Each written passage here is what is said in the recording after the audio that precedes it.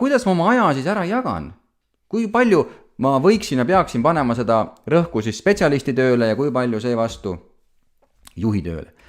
Üks hea lähenemine selleks on kasutada sellist klassikalist juhtimislikku tsüklit, mis ütleb, et juhtimine toimub läbi 5 sammu, milleks on siis planeerimine, organiseerimine, mehitamine, täideviimine ja kontrollimine.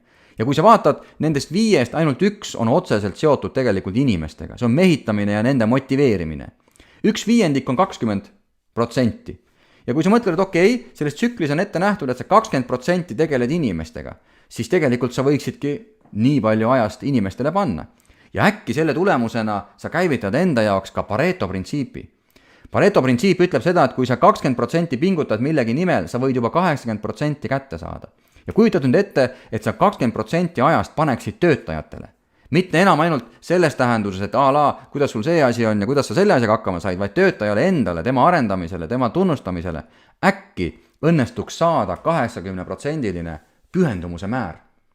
Ja nüüd siit tulebki sisse see tõdemus, mida me alguses vaatasime, et kui sul on juht A ja juht B, kuna juht B võtab selle Pareto printsiipi kasutusele, ta hakkab tegelema nende asjadega, millega ülemuse tüüpi juht ei viitsi või ei oska või ei suuda tegeleda, siis ta reaalselt näeb ka nende töötajate pühendumuse kasvu. Üha rohkem inimesi tegelikult paneb talle välja oma tegeliku potentsiaali, tuleb kaasa oma mõtete, oma ideedega ja tänu sellele ta pikas perspektiivis igal juhul edestab ka seda esimest juhti.